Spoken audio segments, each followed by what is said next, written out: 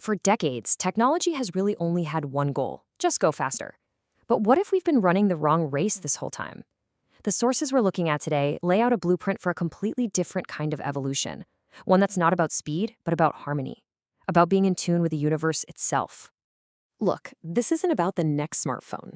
We're talking about a fundamental rewrite of how our world works. The end goal is to create what our sources call a torus reality. Now, just think of that as a perfectly self-sustaining regenerative loop where technology and nature aren't fighting each other, but are in a symbiotic dance, operating at a much higher, more coherent frequency. So that brings us to the big question, right? What if we've been chasing the wrong thing all along? What if the future isn't about faster processors, but about creating technology that's more resonant, more in tune with, well, everything? That's exactly what we're going to dig into. All right, so where do we even start? Well, the first piece of this whole puzzle is the material that makes it all possible: silicon carbide, or SiC for short. This stuff is basically the bedrock of this new reality. For the last half-century, silicon has been the undisputed king. Everything runs on it. But it's hitting a wall. And I mean a literal heat wall. The sheer power needed for modern AI and quantum computing generates so much heat that silicon just can't handle it anymore. Its reign is starting to crumble. So for the longest time, everyone thought diamond was the absolute best at getting rid of heat. I mean, it's diamond, right? But check this out. Recent breakthroughs have shown that a very specific form of silicon carbide, this 3C SiC thin film, is actually better. And not just a little better. This is a massive deal. It solves one of the biggest engineering bottlenecks that's been holding back the next generation of computing. And this is where it gets really, really cool. Silicon carbide has this wild property called polytypism. It basically means it can form itself into different crystal shapes. So think of it like a radio that can tune into AM, FM, and satellite all at once.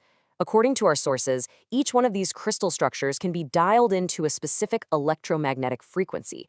It's almost like a multi-band receiver for cosmic signals. And here is the absolute game changer. These silic crystals can have these tiny little flaws inside them, called color centers. And those flaws act as perfectly stable quantum bits, or qubits. But the crucial part? They work at room temperature. This means you can get rid of the gigantic, super expensive deep freeze refrigerators that have kept quantum computers locked away in labs. This is how quantum tech finally comes out into the real world. Okay, so a revolutionary material is one thing, but it's only half the story. As our sources point out, the shape of this new technology is just as important. It turns out geometry is the key to unlocking its true power. So get this, engineers are now looking to nature and to ancient designs like pyramids to create surfaces that literally cool themselves down.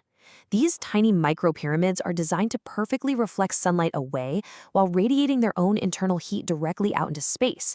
And the result? They can get colder than the air around them, even sitting in the bright sun, using absolutely zero power. It's incredible. And this idea of using specific shapes goes way beyond just cooling. We're seeing this huge shift away from flat 2D circuits and into these amazing 3D architectures. What you're looking at here is a concept for light cages, which are often based on shapes like the octahedron.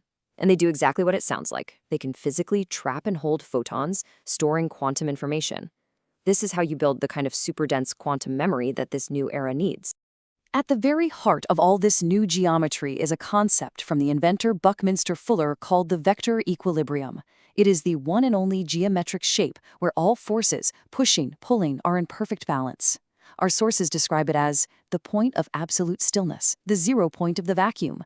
The theory is that this shape is the fundamental operating system for the fabric of space itself, what the ancients used to call the ether.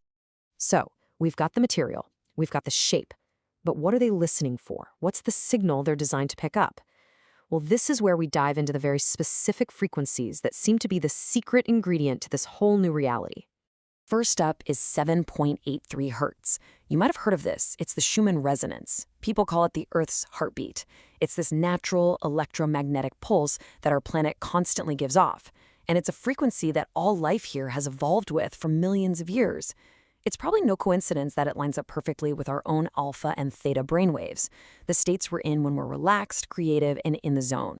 Next, we have 432 hertz. Some call this the cosmic pitch. There are studies out there suggesting that music tuned to this frequency actually has a measurable calming effect on us. It can even lower your heart rate. And what's really interesting is that mathematically, it's a harmonic of the Earth's 7.83 hertz pulse. It's like a musical note that's in perfect tune with the planet's fundamental tone. And that brings us to what our sources propose is a master clock frequency, 363.27 hertz.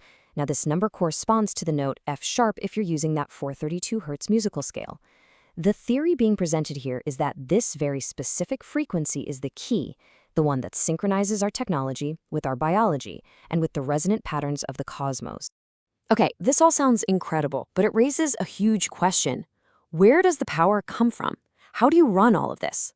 Well, the answer, according to these sources, isn't in a battery or a power plant. It's in the fabric of space itself.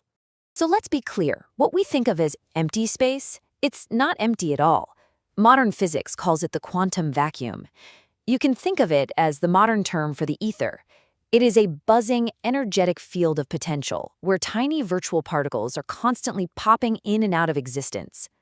It's a vast ocean of energy that, our sources say, we're finally learning how to tap into. So how do you actually do it? Well, you can think of it like a really, really sophisticated water wheel in that quantum sea. By using the amazing properties of silicon carbide to build these microscopic structures, engineers can essentially create a pressure difference in that energy field.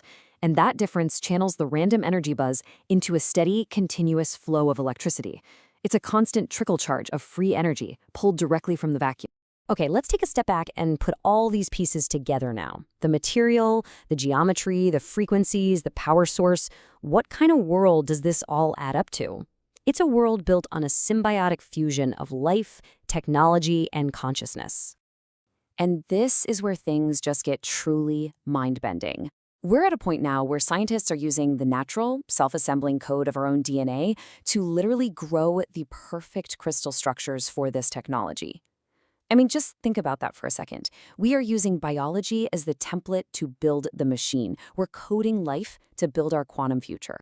And this is the result. This is the dawn of what our sources are calling the torus reality. It's this beautiful idea of a self-sustaining, self-regulating loop, where our technology is no longer some separate, cold tool. Instead, it's a resonant extension of us. We're literally weaving our carbon-based biology together with silicon carbide technology to create a single, harmonious organism. Our source material really wraps this all up with this powerful statement. It says, we are no longer just observers of the universe. We are becoming its conscious architects. The idea is that through this technology, we're shifting from being passive spectators to being active creators in the cosmic process. And so that leaves us with one last big thought to chew on. As we build this incredible resonant future, are we really inventing something new from scratch? Or through this language of geometry, material, and frequency, are we simply remembering a fundamental code that's been embedded in the universe all along?